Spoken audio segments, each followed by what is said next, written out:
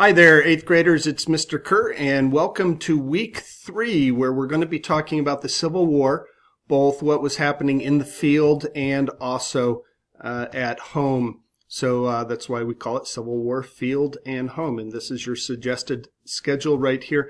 Now, before we get into the rest of the week, I do want to talk about scheduling, and this is something you should do, not just for this class, but all your classes, whether you take only classes through this school, or you take some classes here and you have a different school. Every week, you should be setting up a schedule.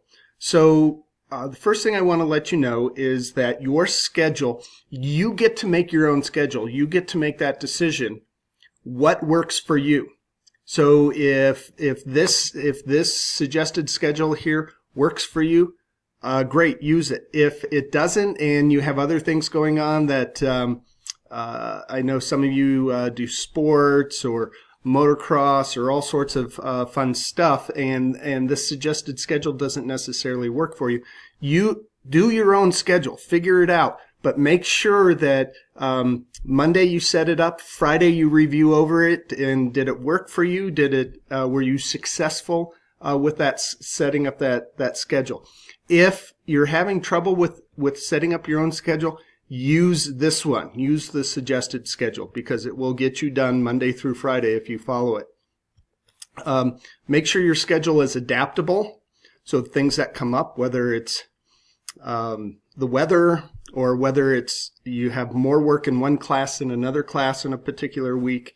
So or other things, you might get sick, something like that. So make sure it's adaptable, but it's also structured enough that you can follow it. Your schedule should include time for you to check your grades in all of your classes.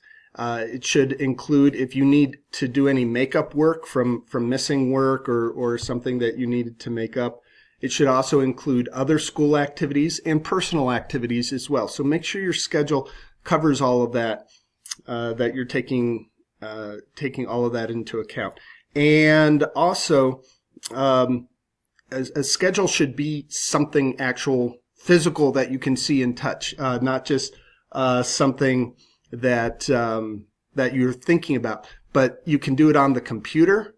You can do it on your phone, of course. Some of you have told me about a whiteboard. I do a whiteboard a lot with my various schedules. Put it up on the wall, and it's very easy to switch around when you need to. Or just a written hard copy on, pad of paper and do a schedule every week. Okay, let me know if you have any questions. But as always, at the beginning of the week, you should be checking your grades. Go through this video, go over the suggested schedule, and then look through the week. Please take the week 3 Fighting the Civil War quiz on Monday. Take really good notes, which you'll be using when I open the quiz up again on Thursday or Friday for you to take again, and to get 100%. Two things, we have Civil War vocab and the Emancipation Proclamation Week 3 discussion. So you'll go in here through Unit 3, the U.S. Civil War, open up Unit 3, Week 3, and so first thing, go and take the quiz, and then you'll find the quiz in day 5. But once you take that, take notes on it so you know what is important, what to really focus on for the week. Then go back into day 1, start with the vocab assignment. And just real quick, those of you who have been in the class before know how to do this. Some of you who might be new, vocab, when I ask you to do a vocab assignment, it's going to be in 4 parts. You're going to create your own Google Doc with 4 columns. First column is the word. Second column is a definition from a dictionary, so an actual real definition. Then do a definition in your own words, and then find a visual or picture that represents that word.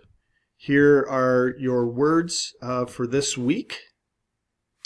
And, another thing is keep in mind, as we define these words, keep in mind we're talking about the Civil War. So you might be able to find information and definitions and pictures of amnesty or conscientious objectors that have nothing to do with the U.S. Civil War. Try and find definitions and pictures that have to do with the U.S. Civil War with our vocab.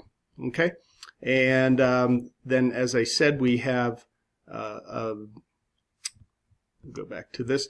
We have a discussion board which you should complete. Please remember, on discussion boards, you need to post and have at least 2 replies. And please get your posts done earlier in the week so your classmates have time to reply.